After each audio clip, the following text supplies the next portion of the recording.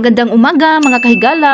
Today is Friday, 4 AM ng umaga, no? Nag-travel kami ni Banana. On the way kami sa Cape Town. After 7 months, nakapunta na naman ulit sa Cape Town. Nakita nyo naman ang weather, no? May fog.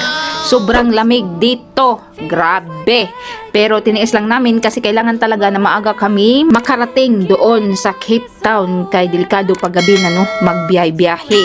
So nakita niyo mga kahigala, hindi talaga safety, no? Kaya naghinahinay lang si Banana sa pagdagan kay lagi di siya makaligis ta simba ko. Mga 8 hours ang biyahe, pero kami ni Banana 10 hours talaga kasi nga palagi kami mag-stop and then palagi din akong umiihi. So dito na town is medyo liwanag na, no? Wala nang fog kay di ko alam anong pangalan ng town nito, basta okay na siya.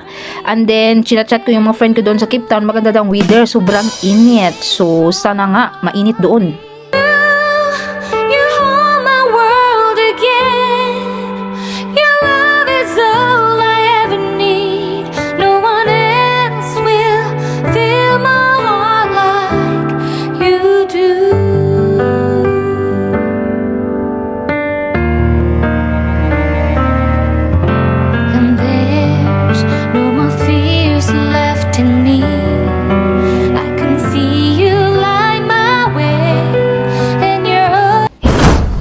Hindi kami kumain ni Banana ng breakfast, nagutom kami, so mag-stop kami dito sa Storms River at iihi din ako kay kahiun ako at magpagasolina din.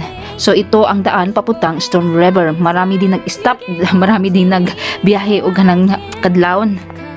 Yan ang toilets. Tapos ang mag and bin close pa. Baka dito kami sa kabila bibili ng food. Yan lang ang aming binili ni Banana, 2 sandwich. And then bumili din si Banana ng kape kay para hindi siya makatulog, no, while nag-drive. Yan, umiinom na si Banana, ulala. And then bumili din kami ng halls.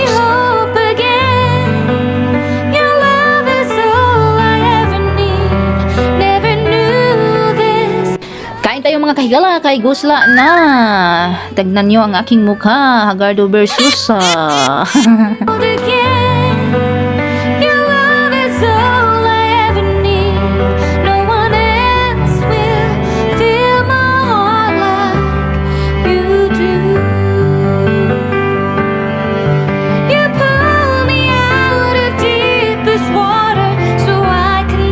Padayo na kami sa biyahe. Maganda na ang weather. Yes, yes, yes! I could feel my breath again whenever you will call my name. I will run to you. You give me strength to carry on. Pull me into you. You give my life again.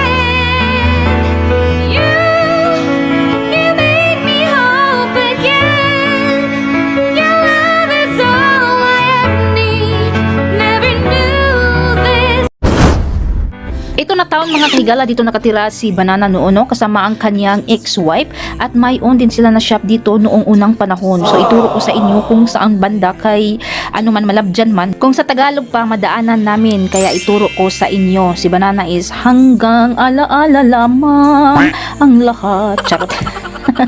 Masadya si Banana pag malala niya to.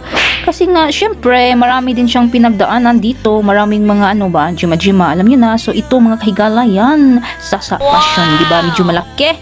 Ay, Diyos ko. So, that's life. Ganito talaga ang buhay. Up and down. Maganda daw dito tirhan, sabi ni Banana. Ano din siya, maliit lang na town ba? Tahimik. Si Banana kasi mahilig sa maliit na town. Same sa Port Elizabeth. I need you, girl. Stay here lady. I need you, girl. Save me lady. I need you, girl. Baby, come on, baby. Just to my world, talking to my eyes. Oh, I need you, girl. Stay here lady. I need you, girl. Save me lady. I need you, girl. Come on, baby, let's go party. Time to let it go.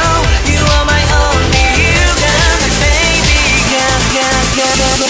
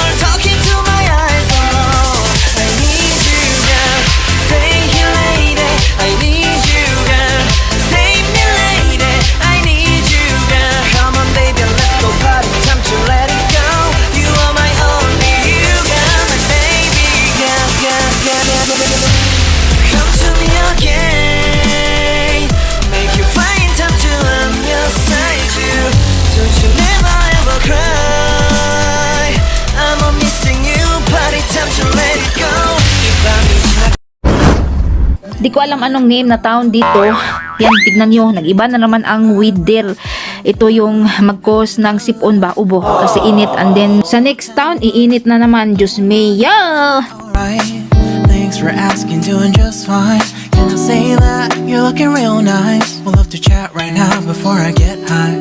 When you gaze into my eyes, I feel like I'm on cloud nine. You bang harder than 4th of July.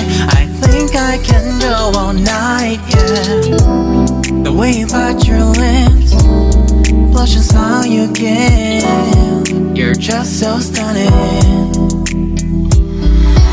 I've been feeling nothing lately when without you. Ito na taon mga kahigala, ang pangalan is Albertina. Mag-stop naman kami pag may gasolinahan. O yan, ang gasolinahan, dito kami mag-stop. Kaya nagusla na naman kami, no? Nagutom na kami, o nakita nyo may restaurant. And then, magpagasolin na si Banana. Syempre, hihit na naman ako. Dito kami bibili sa Oak Mini Mark. Yan na ang aming food na binili. May pinaburger pa si Banana, doble na, and then ginger beer. O yan, di ba? Yummy luscious.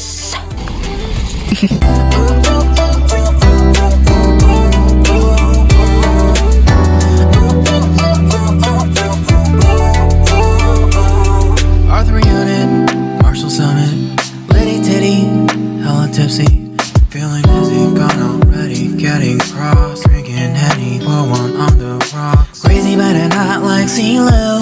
Take a foul shot and call it a free throw. Party foul, help her out, grab a towel. But they cheered to the governor while the beer was a lover. Trust we ain't no amateurs now. We got this, so rest assured. When I think out loud, there's always a crowd. Smoking heavy cloud, feeling good right now. People sitting by the wall and they're leaning. Some are lying on the bed, lucid dreaming. I've been feeling nothing lately when without you. I know that something really special made me think about you, about you, about you.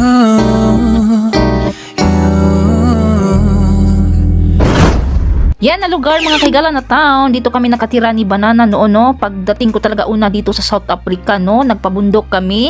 So ito ang daanan papuntang Somerset West. Kaya nahirapan ako sa kalisod sa signal. Kaya lagi nasa tuktok kami ng bundok nakatira. Kaya pinagdesisyonan namin ni Banana na mag-move kami sa Somerset West, no, sa proper na talaga ba kung sa atin pa. So yan ang Somerset West mga kahigala. O nakita nyo? Oh yes, sa baba, no. Ang Carabao nasa taas. Bundok talaga. Parang every year kami mag-move mga kahigala. Kay 2029 doon kami sa Carabao, sa bukid. And then dito sa Somerset West, 2020. And then 2021 dito sa Port Elizabeth. Doon sa Port Elizabeth, I mean. Oh yan, kaganda ang Somerset West mga kahigala. Ang ganda, no? Oh, diba? Ito ang Caravan, no? Grabe, naghaliday ang mga tao ngayon kasi alam nyo na, December na, malapit na ang Pasko. So, nasa proper na kami mga kahigala, no? Wow. Ay, na-miss ko talaga dito na lugar. As in, oh lala! Bago kami pupunta sa aming nirintahan ba sa guest house, is bibili muna kami ng ice cream and then of course maglibot-libot kami dito mga kahigala kay na-miss namin ito na lugar at labi na dito sa beach. O ito ang beach strand, diba, white sand, mainit na talaga sobra dito, marami nang nag-swimsuit, no, nag-swimming. Yummy-licious ang ice cream. Dito kami bumili sa Steers. It could just be.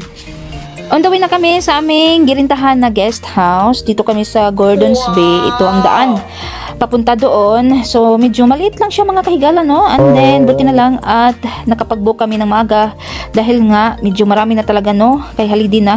Puro puno na. So ito ang daan. Yan na ang bahay. 40. Bahay lang siya. Then yung nirintahan namin sa gilid ng bahay nila, yan ang owner.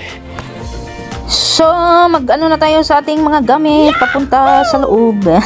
Yan ang daan, papunta sa loob. Mauni ang nataran, di ko alam kung ano Tagalog sa nataran. Dito ka mag-upo kung gusto ka maglangoy-langoy kasi may swimming pool sila na maliit pero medyo madumi lang, walang linis. Yan ang misa kung gusto ka magkape-kape. So, ito ang loob ng bahay. Kwarto di ay. Yan, palit lang talaga pero okay lang, oy. At least may matulugan, diba? Diba? Masaya na kami dito. May wifi, may TV, and of course may ref, and then may microwave. Kompleto siya kahit maliit lang, diba? May hangiranan pa, misa pa, yan na. So, that's all for today mga kahigala. Napagod kami sa biyahe, matulog na kami. Good night! Ang lagi niyong tandaan is be patient, be humble, be simple sa buhay, pero always happy and most of all, be kind. Bye! Let me hide behind